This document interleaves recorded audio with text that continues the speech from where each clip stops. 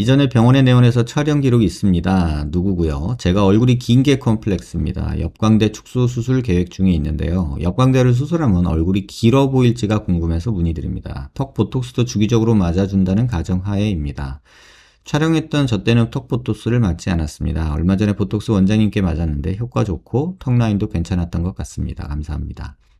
CT랑 더불어 일반 카메라로 촬영한 것도 일부 가려서 같이 첨부해서 설명해 주시면 감사드리겠습니다. CT는 이마가 잘렸지만 일반 카메라로 촬영한 건 제 얼굴형이 도드라지게 잘 나타나는 듯 했습니다. 이렇게 말씀해 주신 분인데요. 그분 사진이에요. 지금 보면 뭐 광대가 그렇게 많이 나온 편은 아니죠. 이쪽에 보면 광대가 조금 있긴 한데 뭐 아주 광대가 많이 나온 건 아닌데 고개 들어서 보면은 이쪽에 옆광대가 조금 나온 모습이 보이죠. 고개 숙인 모습에서 보면은 뭐 조금 보이지만 아주 심한 정도는 아니고요. 45도에서 보면은 여기 옆광대 부분이 볼록한 게 조금 보이고요. 옆모습도 어느 정도는 보이고요. 턱도 그렇고요. 근데 지금 환자분 고민은 광대를 하면 얼굴이 길어 보일까예요. 그래서 환자분 CT를 조금 보면요. 그냥 제가 비대면 상담에서도 그렇고 여러분한테 상담 드릴 때도 그렇고 일반적으로 말씀드리는 얘기는 항상 똑같은데 일단 수치를 한번 보자. 객관적인 어떤 수치 분석을 통해서 대충 내 얼굴이 어떤 형태인가 요거는 좀 알자. 그래서 이렇게 하악각 사이에 거리를 재요. 그러면 이게 110mm 정도 되죠. 109mm가 조금 넘는 110mm 정도 되는데 남자 평균, 대한민국 남자 평균이 102mm예요. 그럼 내가 좌우로 턱이 한 7, 8mm 넓은 거죠. 그러니까 사각턱처럼 보이는 게 이상한 게 아니고요. 자, 여기는 7, 8mm가 넓다고 그랬고요. 광대 부위에서 이렇게 측정을 해보면 148 정도가 나오죠. 그런데 남자 평균은 135예요. 그럼 여기는 13mm 정도가 넓은 거죠. 좌우로. 그 다음에 두상을 보면 두상에서 가장 넓은데 이렇게 재보면 한 155mm 정도 측정이 돼요. 그런데 남자 평균은 148mm, 여긴 또 7mm가 넓죠. 한마디로 얘기하면 정면에서 봤을 때 두상은 7mm 넓고 광대는 10몇 mm 넓고 턱은 7, 8mm 넓은 누가 봐도 이런 형태의 얼굴이구나 라고 이걸 아시면 돼요. 뭐 숫자는 숫자일 뿐 그냥 경향만 보시면 됩니다. 이 환자분의 얼굴이 좌우로 되게 넓구나 이렇게 얘기할 수 있겠죠. 그 다음에 또 하나 봐야 되는 건 얼굴 길이에요. 이마뼈, 코뼈 만나는 점에서 이렇게 턱 끝까지 길이를 봐요. 그러면 지금 이게 132mm 정도 측정이 되죠. 자, 보시면 남자 평균은 125mm예요. 그럼 이거 역시도 7mm 넓어요. 자, 여기 7mm 넓고 여기 7, 8mm 넓고 여기 13mm 넓고 길이 7mm 길어요. 그럼 비율적으로는 대한민국 사람 평균이란 뜻이에요. 그러면 광대만 조금 줄여주면 되겠네 라는 결론에 다다라는 거고요. 얼굴이 132mm로 길지만 7mm 정도 평균보다 길지만 중요한 건 좌우폭도 다 7mm씩 넓잖아요. 그러면 전혀 길어질 거 걱정 없이 옆광대만 줄여도 된다. 이렇게 생각하시는 게 맞을 것 같아요. 뭐 제가 사진을 여러 번 보면서 자세하게 설명드리지 않는 이유는 굳이 사진에서 그렇게 보지 않아도 되니까. 광대는 그럼 줄일 게 있느냐? 제가 요런 말씀 많이 드리죠. 턱관절 있는 데서 이렇게 수직선 그으면 이게 광대가 줄어들어서 효과를 볼 수 있는 폭이다. 그러면 이 정도 역광대 효과 충분히 보죠.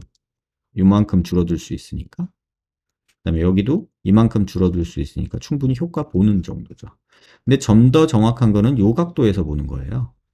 요 각도에서 봤을 때 여기가 이렇게 불룩 튀어나와 있으면 45도 광대가 튀어나왔다고 하고요. 관자놀이가 꺼져 있고 여기가 조금 튀어나오고 여기가 꺼져 있으면 역광대가 나왔다고 하는데 지금 보면 45도 광대랑 역광대가 조금 있죠. 저는 실제로는 수술 여부는 그냥 이 사진 보고 결정합니다.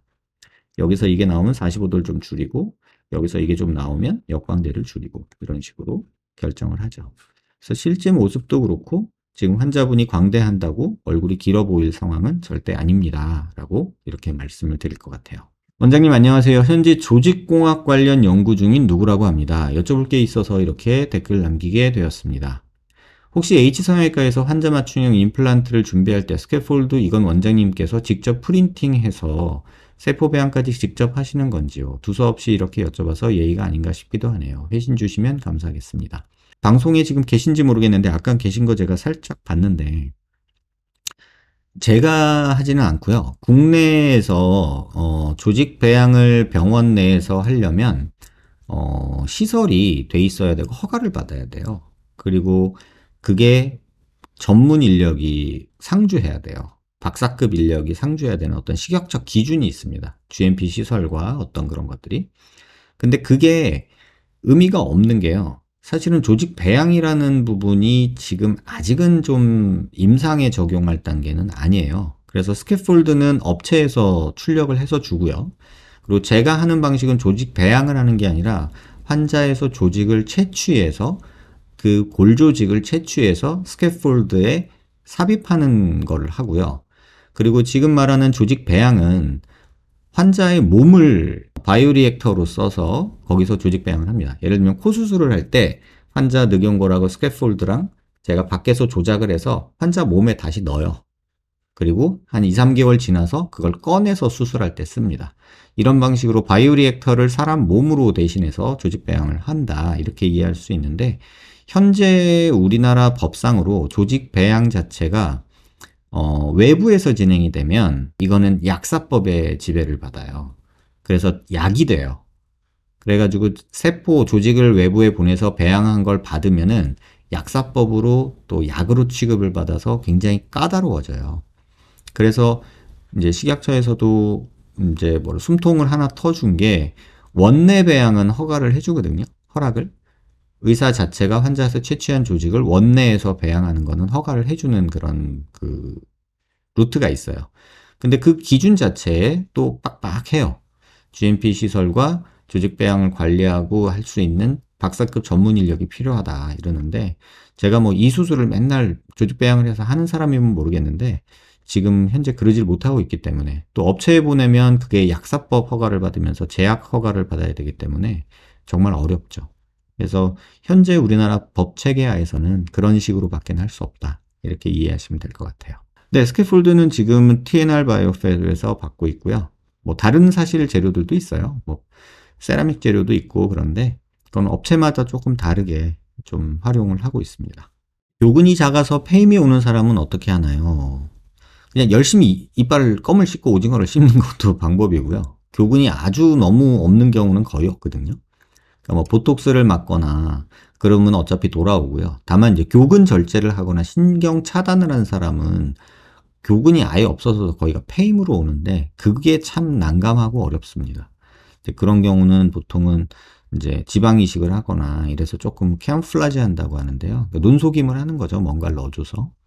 근육 자체를 거기다가 뭔가를 넣어서 근육이 재생이 되면 참 좋겠는데 그거는 아직까지는 좀 꿈인 상황인 것 같아요. 그래서 정상적으로 그런 제거술이나 차단술을 받은 분들이 계시다면 그거는 뭐 열심히 껌 씹고 오징어 씹고 하면 우리 알통 생기듯이 교근도 생깁니다. 저도 발치하면 안 되는 케이스인가요? 비발치로 무리하게 왼쪽 후방으로 치아 이동시키니 턱관절에 무리가 와서요. 왼쪽 턱 디스크가 생겨서요. 후방 이동하니 양치할 때도 턱을 크게 벌려 해서 불편하기도 하고요. 그래서 발치 후 재교정 고민 중이거든요. 하고 이렇게 세팔로 라테랄 사진을 하나 남겨주셨는데 제가 지금 궁금한 게 하나 생기더라고요. 이걸 보는데 이런 비율을 본다고 했잖아요. 코를 기준으로 아래턱을 닿았을 때 아랫입술이 달랑말랑 하면 비율이 좋다 이렇게 얘기를 한다고 했잖아요. 그런 기준으로 보면 지금 입이 좀 많이 들어가 있는 편이거든요.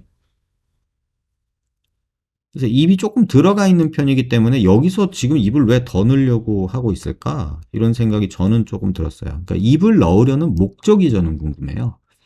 뭐 입이 나와 보여서? 아니면 그냥 단순히 교합을 좋게 하기 위해서? 저는 그게 되게 중요하거든요. 그게 더 의미가 있을 것 같아요.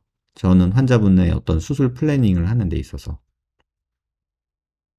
그래서 지금 제 생각에는 지금 그러니까 엑스레이 사진으로만 보면 환자분은 입을 넣을 이유가 전혀 없는 분이세요. 그리고 이미 입이 너무 많이 들어가 있으세요.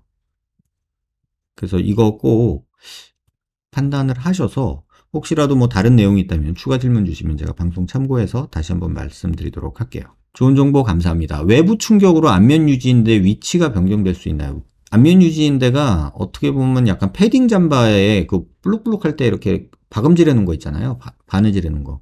우리 패딩 잠바 보면 이렇게 볼록볼록 하잖아요. 이렇게. 근데 여기가 이제 박음질이 되어 있는 거잖아요. 이렇게. 그리고 여기 솜이 잔뜩 들어가 있고. 이런 구조가 패딩이잖아요. 요 녀석이 안면 유지인데요. 요 녀석이. 요 녀석이. 근데 이게 충격받으면 끊어지고 찢어지고 하나요? 뭐 여기 붙어 있던 애가 여기 갑자기 붙고 그러나요? 뭐 이런 식으로 되나요? 틀어지면 얘네들이 합쳐질 수는 있겠죠. 그러니까 이제 안면 유지인데가 뭔지에 대한 개념 자체가 없어서 이게 뭐 이렇게 돌아다니고 움직일 수 있는 거라고 생각해서 그러실 수 있을 것 같은데 뭐 틀어질 수는 있겠죠. 이 정도 뭐 충격받고 이래가지고 대신에 뼈가 부서지는 정도의 충격이라면 뼈가 깨지는데 뭐 인대 정도야 끊어질 수 있죠. 그래서 위치가 변형된다는 말이 제가 잘못 이해한 걸 수도 있는데 그래서 그런 부분이 있다라고 생각하시면 될 것 같아요. 윤곽 3종 후에 팔자가 진해진 것 같다면 처짐을 의심해 보아도 되는 것일까요? 윤곽 3종 후에 팔자가 진해진다. 그러면 처짐이 아니라 대부분 뭉침이다. 라고 제가 말씀드렸잖아요. 뭉침이다. 그래서 팔자가 진해지는 원인은 뭉침이다. 이것도 영상을 한번 찾아보시거나 제 방송 한번 체크해 보시면 충분히 이해하실 수 있을 거예요. 선생님, 눈 밑 지방을 적절하게 제거하면 본인의 애교살이 나올까요? 이거 케바케입니다, 여러분. 눈 밑 애교살이 있는 눈 밑 지방이 많이 나온 사람은 지방 제거만 해도 애교살이 나올 수 있죠. 근데 워낙에 애교살이 없던 사람이 지방 제거한다고 애교살이 나오진 않아요. 그러니까 이거는 실제 지금 환자분이 애교살이 있느냐 없느냐가 더 중요하지 지방을 재배치를 한다고 무조건 애교살이 나오진 않습니다. 그리고 애교살이 나는 것 자체가 웃을 때 생기는 건데 표정을 짓지 않고 있을 때 생기는 그 애교살은 조금 저는 개인적으로 어색함이 있습니다. 그래서 본인이 웃을 때 애교살이 두툼하게 생긴다면 눈 밑 제거하면 지방이 볼록하다면 또 그러면 괜찮을 테지만 그게 아니면 솔직히 아무도 모르죠. 안 생길 수도 있어요. 그래서 케바케라고 말씀을 드릴 수밖에 없을 것 같아요. 원장님, 이갈이 때문에 보톡스 양턱에 25유닛씩 6, 7개월 주기로 총 2년간 맞고 있는데 뻐근하기만 하고 효과 전혀 없어서 유닛을 올리는 것도 괜찮을까요? 가장 최근에 맞은 게 한 달 반 전인데 룸메가 이 일을 엄청 간다고 하더라고요. 엘러간 보톡스 맞았고 나이트가드는 매일 사용하고 있습니다. 보톡스만으로 이갈이가 다 없어지느냐? 사실 그렇지는 않습니다. 보톡스만 맞았다고 이갈이가 싹 없어지느냐? 그러지는 않는 것 같아요. 다만 약간 예방은 되겠죠. 확인해 보시기에 가장 좋은 건 뭐냐면요. 보톡스를 맞았을 때 효과가 있는지 없는지 보려면 여기 손가락을 이렇게 대고요. 이를 악 물어보세요. 제가 해볼게요. 이렇게 이를 악물면 볼록볼록 합니다. 보이시죠? 근데 보톡스를 맞으면 이게 안 돼요. 그래서 본인이 보톡스가 효과가 있는지 없는지를 먼저 확인하시는 게 중요할 것 같은데 제가 보기에는 그냥 이렇게 손 대고서 이를 악 물어보세요. 그랬을 때 볼록볼록볼록 하면 효과가 아예 없는 거고 잘 안 되는데? 그러면 보톡스가 효과가 있는 겁니다. 그리고 보톡스만으로 이갈이가 완전히 없어지진 않습니다. 선생님, 보톡스를 맞을 때 처음에 맞는 시기를 다르게 맞아서 이마, 미간, 콧잔등, 턱 보톡스를 나눠서 맞았는데 맞으면서 한꺼번에 이마, 미간, 콧잔등, 턱볼을 같이 맞는 게 낫나요? 네. 영상에서도 여러 번 말씀드렸지만 보톡스는 한 방에 몰아서 맞으시기 바랍니다. 콧대에 PCL을 사용한 자간흙을 갈아서 넣었을 때 4, 5년 후 PCL이 다 녹았을 때 PCL의 두께만큼 콧대가 낮아지지는 않나요? 그렇지는 않는 것 같습니다. 지금 한 4, 5년 경과를 봤는데요. 딱히 낮아진다는 느낌은 없습니다. 왜냐하면 PCL이 녹으면서 내 흉살 조직이 자라 들어가서 그거를 녹이는 거거든요. 그냥 쑥 우리가 그 캐러멜 녹듯이 아이스크림 녹듯이 녹아 없어지는 게 아니라 거기에 또 차 들어가요. 흉살이나 이런 조직들이. 그래서 그렇게 막 훅 꺼지는 거 정도는 아닌 것 같고요. 어느 정도는 살짝은 가라앉지 않을까? 그게 이제 제 생각인데 이건 한번 정확하게 한번 분석을 기회가 되면 해서 여러분한테 다시 한번 알려드리도록 할게요. 원장님, 궁금한 게 있습니다. 저는 제가 생각하기에 노블캡 보형물을 팔자 부위에 넣는 게 르포트 수술과 효과가 비슷하다고 생각합니다. 비슷한 면이 있습니다. 둘 다 중안면 인중 사이 부분 볼륨감을 살리는 수술이니까요. 근데 르포트 수술을 보면 코를 지지하는 상악이 전체적으로 앞으로 전진하게 되니까 코가 퍼지거나 높아지거나 하는 등 코에도 영향이 가게 되는데요. 여기서 정확하게 하나 말씀드리면요. 코가 퍼지기는 하는데 높아지지는 않습니다. 르포트 수술을 해도요. 노블캣은 이걸 막기 위해서 앞니 쪽은 얇고 팔자 쪽은 두꺼운 특유의 물방울 형태로 만드신 게 아닌가 싶어요. 맞습니다. 근데 저는 여기서 오히려 노블캣 보형물을 적절하게 사용해서 르포처럼 코에 변형을 줄 수는 없을까 생각합니다. 네, 줄 수 있습니다. 안 그래도 오늘 오신 분도 콧볼이 너무 축소돼서 뾰족해가지고요. 콧볼을 늘려달라고 하셔서 지금 노블캣 수술을 예정 중입니다.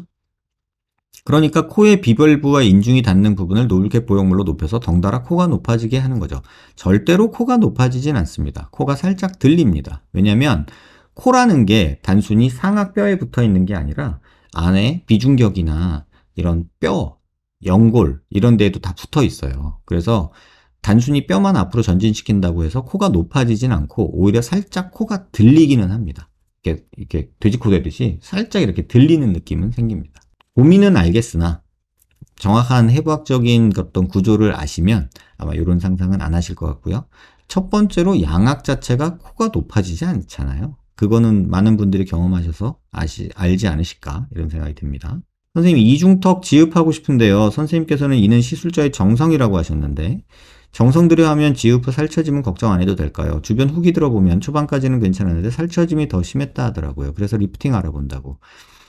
이거에 대해서 정확한 답을 드리면요. 지방이 많고 피부가 땡땡한 경우에는 이중턱 지방 흡입하면 아주 효과 좋습니다. 다만 지방도 많고 피부가 물살이어서 여기가 불독처럼 이렇게 흐물흐물하다. 그러면 지방만 빼면은 말씀하신 것처럼 쭈글쭈글해지고 웁니다. 그래서 이렇게 거상을 해줘야 되는데 이거는 실로도 해결이 잘 안 되고 절개 거상을 해서 턱 밑 살을 당겨줘야 되는 그런 경우가 있습니다. 그러니까 모든 게 케바케다. 근데 젊은 친구들에 있어서는 지방만 빼주는 걸로도 충분히 효과 보는 경우가 대다수입니다. 이렇게 흐물흐물해진 경우는 나이 들어서 하는 경우나 특이한 피부, 그러니까 피부가 물살인 경우 그럴 수 있다. 이렇게 말씀드릴게요. 저번에 라이브 방송을 들었는데 정말 지적 욕구가 채워지고 분위기도 좋았습니다. 제가 헷갈리는 개념이 있어서 여쭤봅니다. 얼굴 비율을 볼 때 정면에서 상안부, 중하면부로 나누고 이 비율이 1대1대1이면 예쁘다고 하는 걸로 알고 있습니다. 여기서 상안면부, 중안면부, 분개선이 눈썹 앞머리의 위쪽인지 아래쪽인지 헷갈립니다. 그리고 중안면부와 하안면부 분개선이 비주 끝점과 콧날개의 끝점의 평균선인지 아니면 비주 끝점인지 헷갈립니다.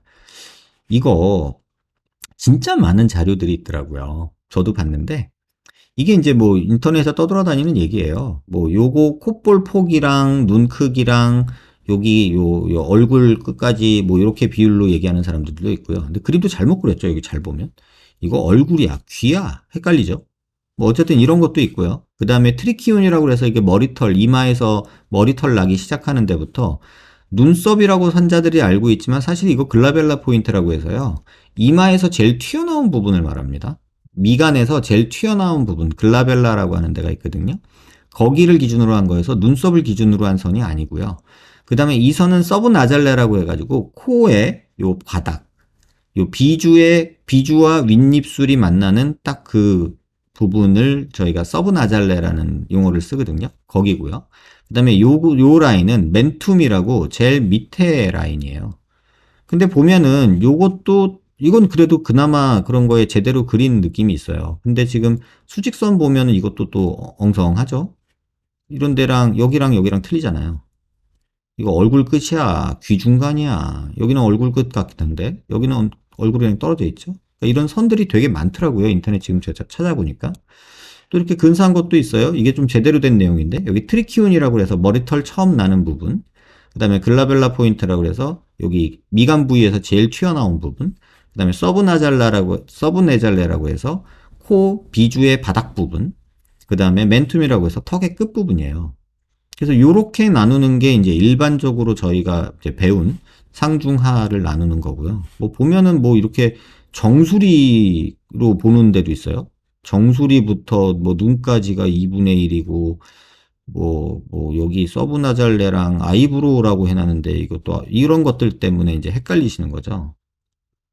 그래서 이런 식으로 헷갈리는 거, 뭐 치는 인 대충 맞는데 이것도 탑 오브 헤드면 정수리 꼭대기거든요.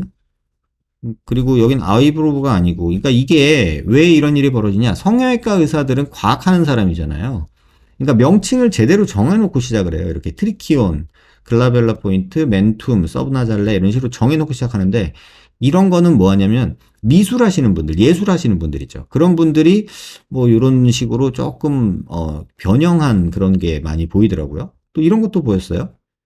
뭐, 이런 게 있고, 1대 1대 1이고, 뭐, 이분은 또 여기 귀가 또 어디까지야? 이런 생각이 들죠. 이건 뭐, 아그리빠 같은 거, 어떤 그리는 거잖아요.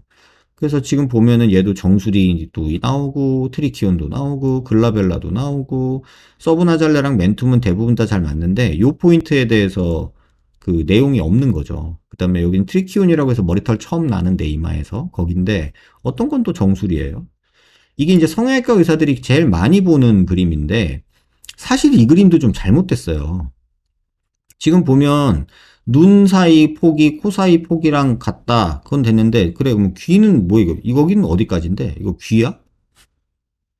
귀를 넘어섰는데? 그쵸? 뭐 귀까지 봐야 돼? 아니면 여기 요 광대 끝까지 봐야 돼? 기준이 없죠? 그 다음에 이것도 보면은 이 선은 뭐야? 정수리도 아니고 트리키온도 아닌 엄한 선이죠? 얘는 대충 맞아요, 대부분. 근데 좀 더 위에 그렸어야 되고. 지금 얘도 사실 얘가 아니라 한 요쯤 돼야 됐을 것 같거든요. 그러니까 뭔가 좀 엉성하죠? 얘는 또 이렇게 해놨잖아요. 여기다가. 그래 놓고 또 얘는 여기다 해요. 얘는 대충 맞거든요? 얘는 조금 위였으면 좋겠고. 얘도 대충 맞고. 그러니까 이게 정의가 지금 안 돼 있는 거죠. 얘로, 이런 것도 보면 되게 복잡하죠. 뭐, 황금 마스크 어쩌고 그래가지고 막 해놓은 건데. 이렇게 복잡하게 살지 맙시다, 여러분. 이런 건 다 참고 자료고요. 뭐 나름 되게 뭐 과학적으로 그려놨어요. 이건 귀까지를 본 거고요. 귀, 눈꼬리 끝, 여기까지. 그래서 이게 코폭, 콧볼 폭. 요게 이제 정석이고요. 그 다음에 트리키온, 그 다음에 글라벨라 포인트, 서브나잘레, 멘툰.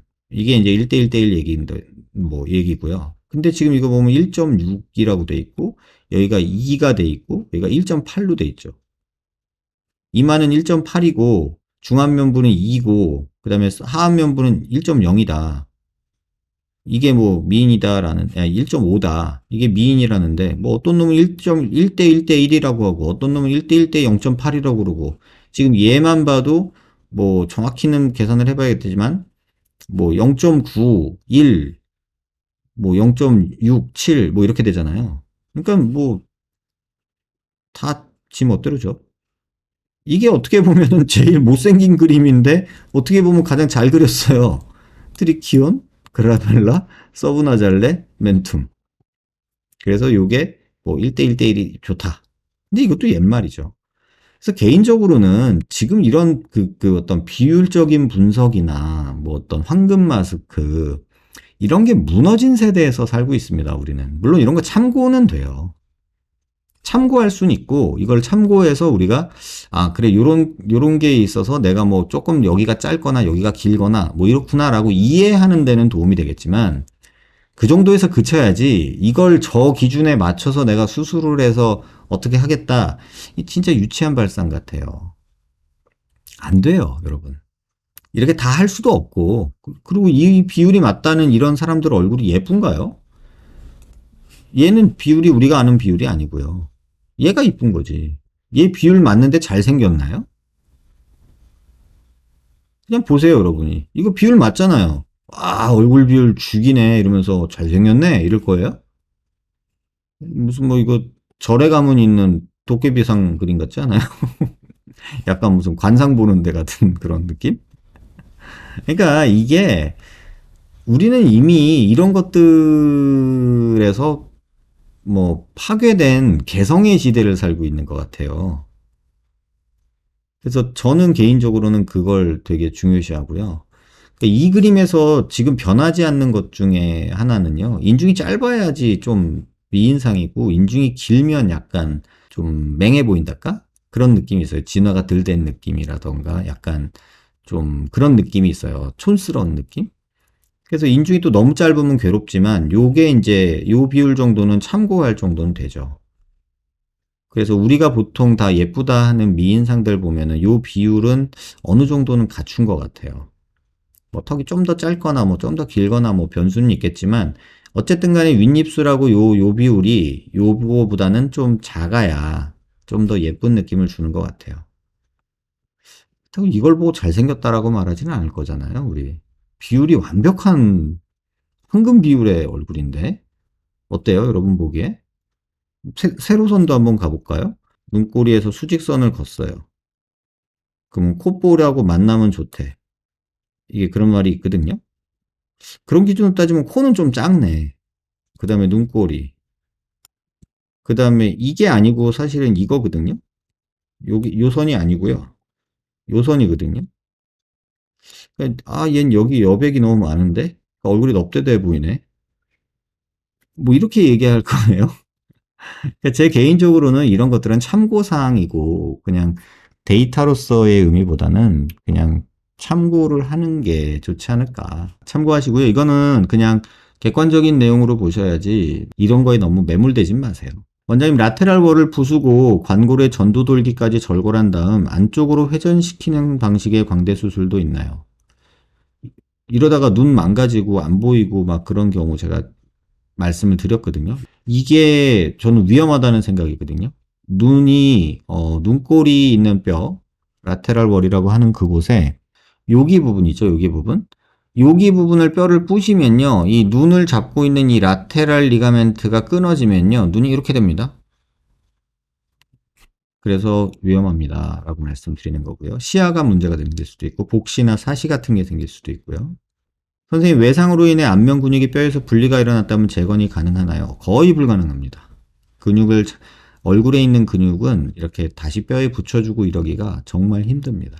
선생님, 3주 전에 양악수술 받으면서 생각지 못한 광대 수술을 하게 되었는데 그 이후로 볼페임이 생기고 땅콩형 얼굴이 되었습니다. 원래는 광대가 큰 편이었고 다만 볼이 팽팽하여 개인적으로 불만이 없었는데요. 병원에서 광대가 너무너무 크다. 비대칭 개선과 비율을 위해 해야 한다고 해서 수술을 받게 되었고 지금은 걱정과 스트레스로 하루를 보내고 있어요. 병원에서는 상반 고정식으로 수술했다는데 그게 원인인 듯합니다. 볼페임이 싫으면 도로 광대를 빼내면 된다고 하는데 이미 뼈를 삭제한 마당에 가능할 것 같지도 않고요. 지방이식 외에 재수술로 개선, 완화할 수 있는 방법은 없는 걸까요? 3주 전으로 돌아가고 싶네요. 3주면 조금 서두르시는 것 같아요. 3주면 지금 양악도 했고 그러면 엄청 부어있을 때거든요. 그래서 요거를 지금 뭘 해서 해결하려고 하지 마시고요. 물론 근데 지금 상황에서 CT는 한번 보기는 봤으면 좋겠어요. 만약에 뼈가 어느 정도 상황인지에 따라서 조금 판단이 유보되기는 하는데 그래도 일반적으로 봤을 때 볼페임에 대해서 완전한 판단을 하려면 6개월까지는 기다리셔야 되고요. 광대 때문이라고 생각하실 수도 있고 상반 고정 때문일 수도 있고 뭐 여러 가지 이유가 있을 수 있겠으나 양악 때문일 수도 있어요. 그래서 그런 것들 판단을 위해서는 지금 CT 모습을 한번 확인해야 돼요. 수술 전후를 비교해 보면서. 그래서 수술 전 CT랑 후 CT가 있으면 조금 확인하는 데 도움이 될 것 같고요. 그렇지 않다면 일반적인 얘기로 답을 드리면 그래도 6개월은 기다리세요. 이렇게 말씀을 드릴 것 같아요. 선생님, 제가 녹는 실을 볼에 3개씩 했습니다. 근데 붓기도 엄청나고 구축이 생겨 광대랑 눈 밑 뼈 있는 곳이 징그러울 정도로 딱딱하게 뭉쳤습니다. 4달째인데 그대로여서 너무 스트레스예요. 마사지하면 좋다 그래서 문질러 봤는데 그 다음날 더 심하게 부어서 저는 어찌 해야 할까요? 이게 실 종류에 따라서 다른데요. 녹는 실인데 4개월이다 그러면은 이게 어떤 실일지 모르겠어요. 얇은 실이면 지금쯤 재료에 따라 다른데 PDO라는 성분이면은 지금 다 없어졌어야 되고요.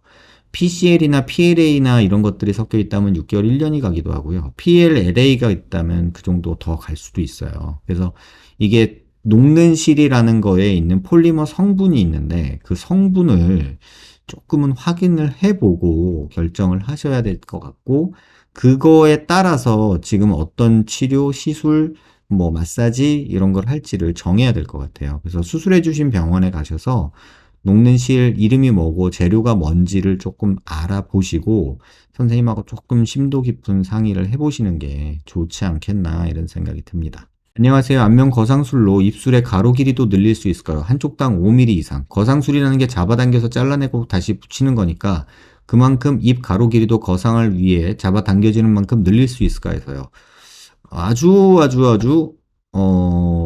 리즈너블한 생각이십니다. 실제로 제가 거상해놓고서 수술하고 나서 회복실 가면 환자들이 어떻게 하고 있는지 보여드릴게요. 이렇게 하고 있어요. 입이 길어졌나요? 제가 거상 수술을 하고 회복실에 가서 환자분 괜찮으세요? 라고 가면은 환자분들이 이러고 있어요, 얼굴이. 제 입을 보세요. 길어졌나요? 진짜 이렇게 돼 있어요. 근데 한 2, 3주 지나면 이렇게 돌아옵니다. 그러니까 그런 생각을 하실 수 있겠죠. 실제로 그렇게 돼 있어요. 웃기지만. 그러니까 이런 생각을 하실 수는 있죠.